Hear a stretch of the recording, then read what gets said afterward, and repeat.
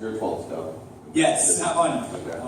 What is it? He'd rather go homeless than give up his annual pass. Yes. Don't blame me. All right, so we got some questions. Dave, kick us off. Hi guys, Steve Keeler. Nice job, Bill and Al. What is your revenue basis? Is it fee-based, hourly-based, piece of the business?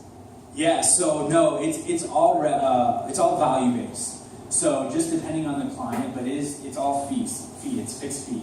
So when we come in for those 30 days, it's going to be for a fixed fee.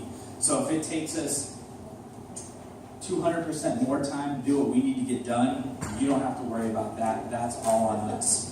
And then it's kind of a SaaS model. It's a reoccurring revenue model. Is after we do those 30 days, if you like us, if we like you, if we can still continue to provide value to be that strategic partner, or if there's other things we've discovered going through that month, we can stick around for a longer term.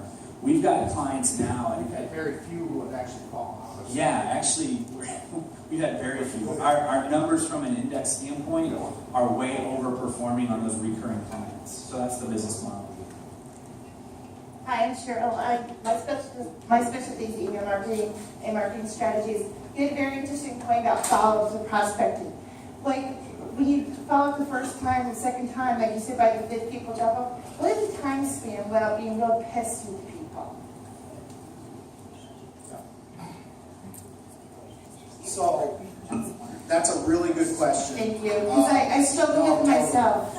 And so this is something that even Steve was, people who have been professional salespeople their whole lives still struggle with, right? How do I have that persistence, but I'm not like blocked from their, like I have some people, I see their number and it's just like blocked. And then he's super smart, he calls me from a different number, right? So that I'm like, hello, oh, dang, Steve, okay, thanks, Steve, right? I call it respectful persistence.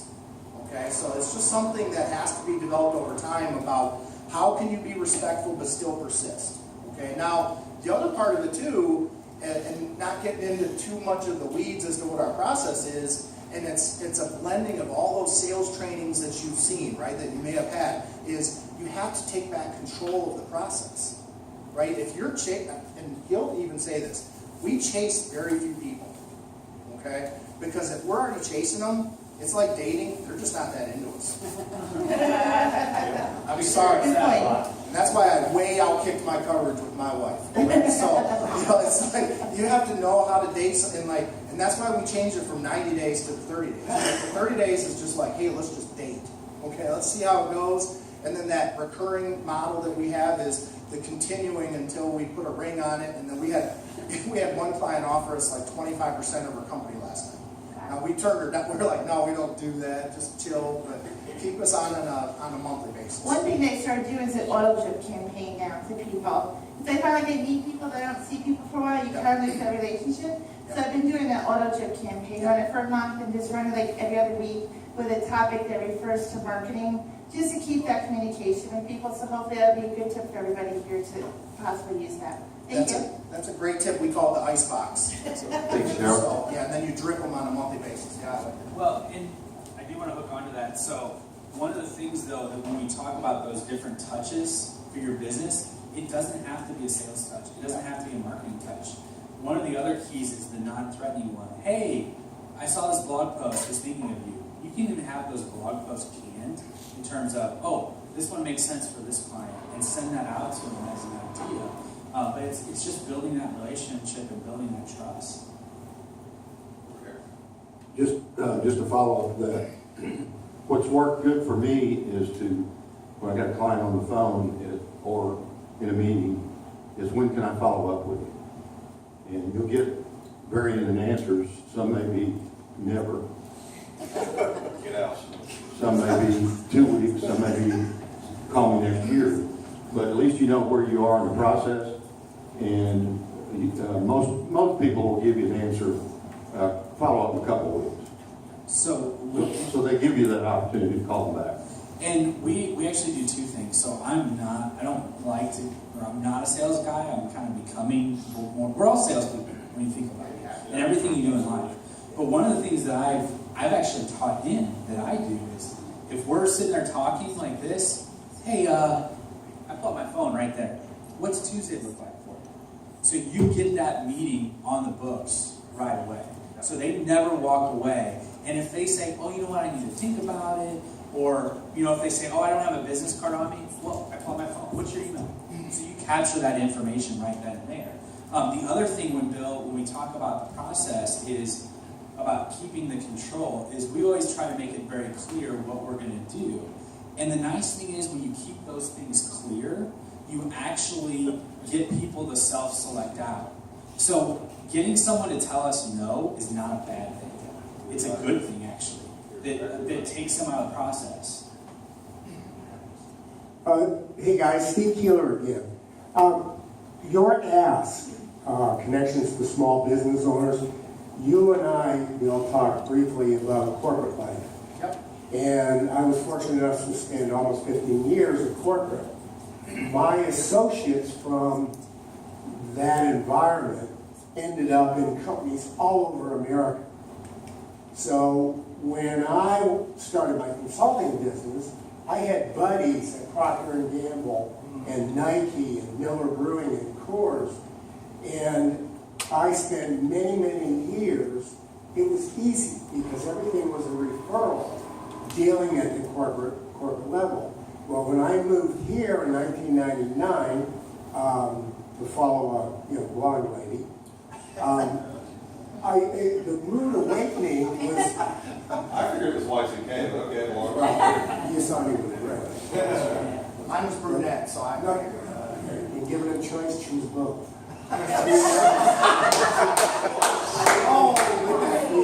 That's what I'm saying. However, it was a rude awakening to be in the consulting business, not want to get on airplanes every single day of the week, and build a business here locally. And now you go to that $500,000 level to $500,000.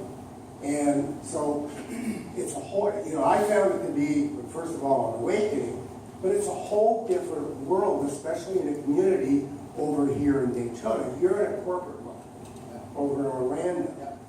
And places like this, the newspaper is probably where I get 80% of my leads, reading a story about a company who's struggling, or reading a story about a new startup. Anyway, I wanted to address your ask. It's a totally different program. It's grassroots marketing all over again. So you're absolutely right in the sense that the corporate world, when you're in Disney, you're in the corporate, the Disney bubble, as I like to call it. But you mentioned Orlando and being more corporate. Yeah, there's big corporate companies there, but there's just as many or more small businesses.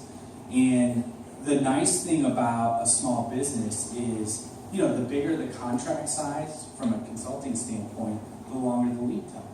It might take for a Disney 3, 6, 12 months to ever make a decision. Well, that whole time, you can get 10, 15, 20 clients. They're going to more than make up for that on the small business side. So the nice thing with the small business is that you're able to get to a decision maker quicker, and not only get to them quicker, but in Disney, you have to identify who the decision maker is. There might be, for one project, we have a client that we're working with on selling something to Disney. There's about 4 different decision makers right now.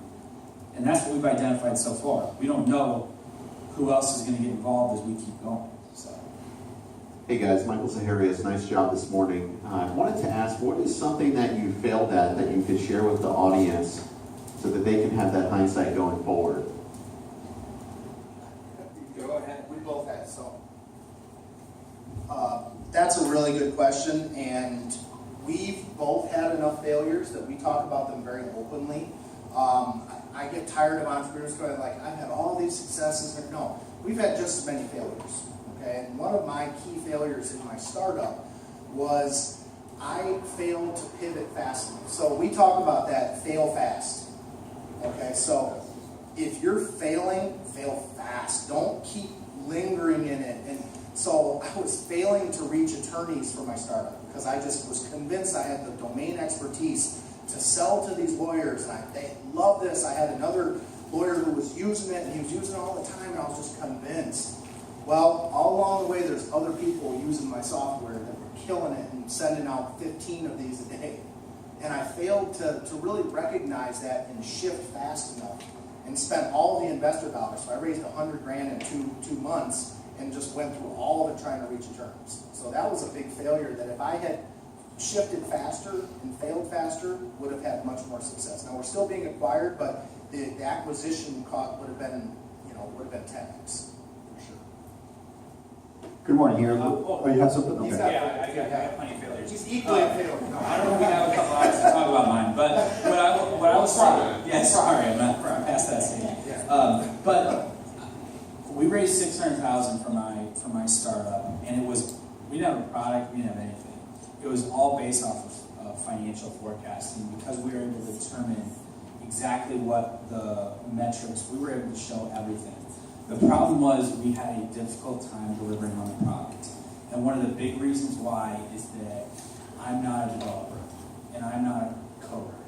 And as a result, we didn't have someone on our bus, on our team, that understood that process. So one, my biggest advice that I can give is a couple of things. One, things don't have to be perfect. I came from Disney, which was one of the other challenges where you do everything big. I thought things had to be big. They don't have to. Do it quick, fail, pivot, test. Just go do it. That's better.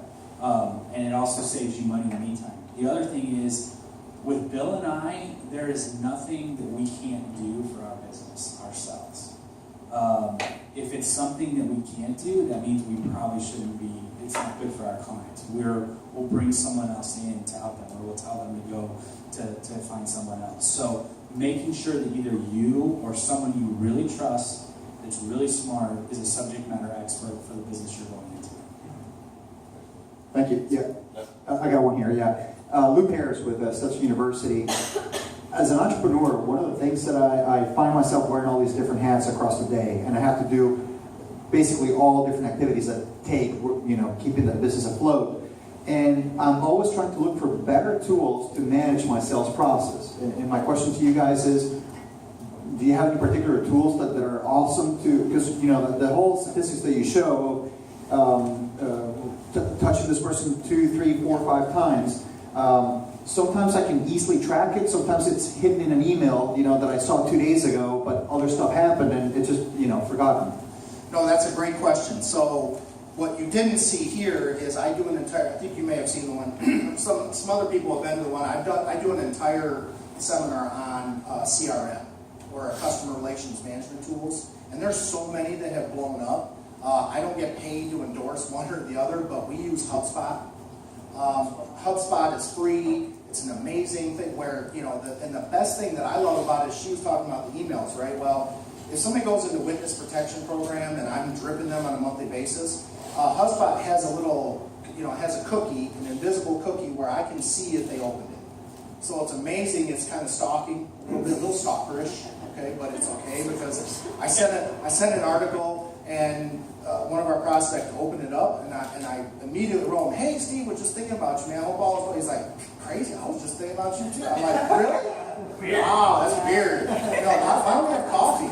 And then he became a client.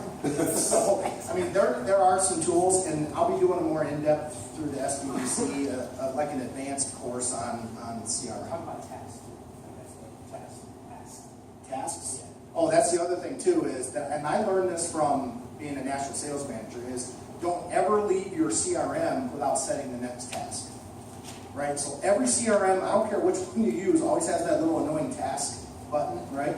And they all turn red, and you try to go through them, right? And get them all for your manager, right?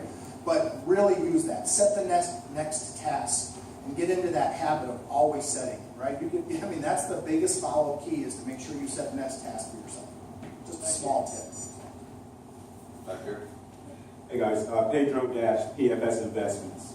In that 500 to 5 million range, that's a kind of a strange spot. We're not in an in-home business yet, and we have a little bit of aspiration, but we don't really know what we're doing. So when you walk in and talk about sales, or how many times you have to turn people away and say, before we can even get involved with you, you need to get a solid business plan. because they may have a really good product, but they don't have a roadmap. They don't know where they're going. So I mean, you can wrap sales up, but why? So I mean, how do you put it in place to help them develop that why that would be so important to help you be successful in their business?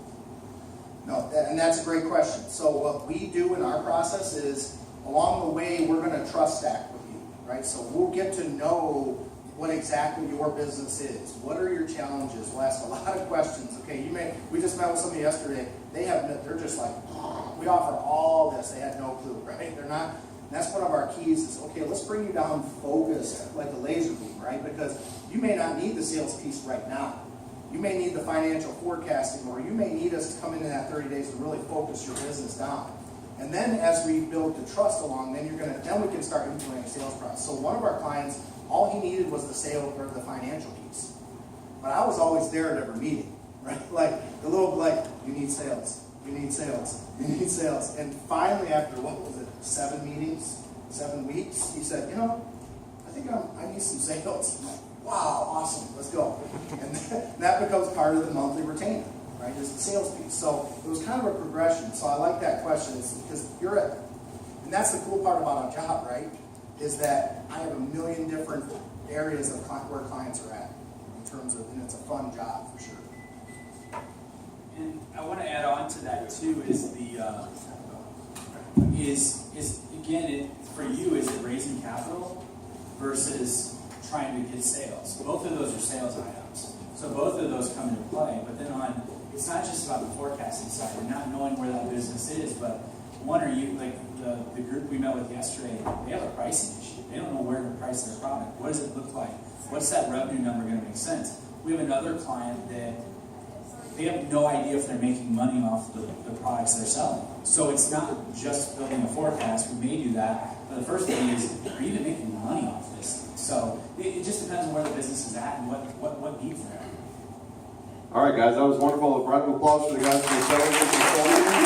Thank you so much for your time today, guys. It was definitely informative, and I think everybody